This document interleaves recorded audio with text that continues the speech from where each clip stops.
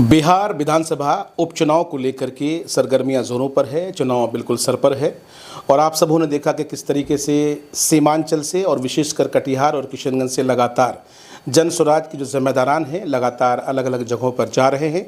उन 4 सीटों पर उनका भ्रमण हो रहा है, अपने कैंडिडेट्स को लेकर के उनका प्रचार प्रसार कर रहे हैं और ये जो जाने आने का सिलसिला है वो लगातार जारी है। इस वक्त हम जिन साहब के साथ बैठे हैं उनका नाम निहाल है और मेरा भी नाम निहाल है, आप सब जानते हैं। तमाम चीज़ों को देखते हुए जब हम देख रहे थे कि जनता की पार्टी है जी, जनता खुद मुख्तार है हमारा और जनता डिसाइड कर चुकी है, फैसला कर चुकी है कि अब यह परिवर्तन हो के रहेगा। बिहार को नया दिशा देंगे और बिहार के दिशा और दशा दोनों को जो है हम लोग अपने हाथ में लेंगे और आगे तरक्की की तरफ ले जाएंगे।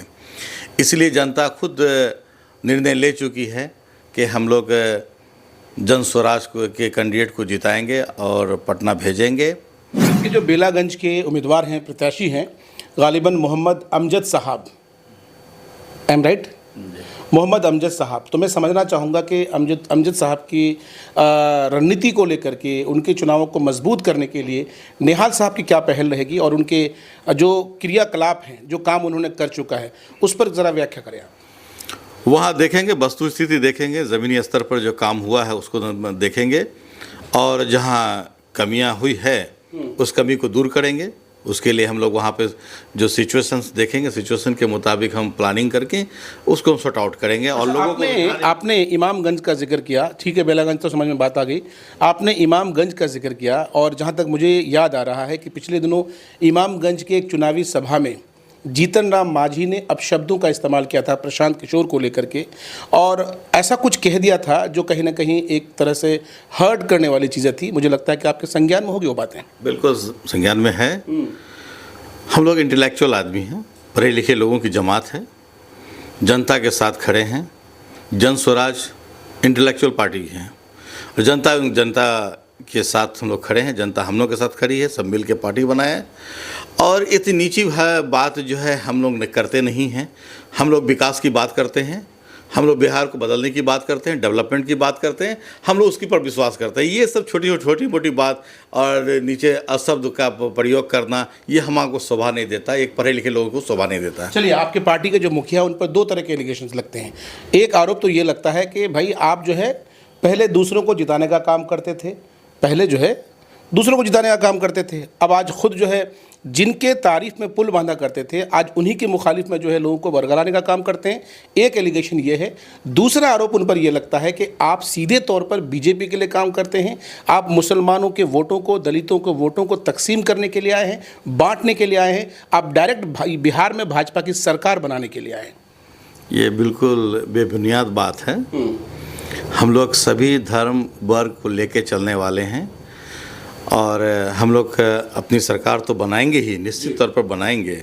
हमारे साथ सभी जाति के लोग हैं, जहाँ पे मुस्लिम भी हैं, महादलित भी हैं और यादव भी हैं, भूमियार भी हैं, ब्राह्मण भी हैं और कौन क्या नाम लेंगे किनका। अगर आने वाले विधानसभा चुनाव में जनसुराज निहाल अख्तर अलीग साहब को अगर पार्टी उम्मीदवार बनाती है, किशनगंज से विधानसभा के आप उम्मीदवार होते हैं, तो वो कौन से इश्यूज़ हैं, वो कौन से मुद्दे हैं आपको लगता है कि ये ज्वलित मुद्दे हैं, आपको लगता है कि ये बेसिक नीड्स हैं जो पूर्ति होनी चाहिए थी, आज तक नहीं हुई है, आप होंगे कर। देखिए, 2-3 चीज़ें बात करूँगा मैं। एक तो जो स्मार्ट मीटर जो बात कर रहे हैं वो ज्वलनशील मुद्दा है आज के लोगों के बीच में।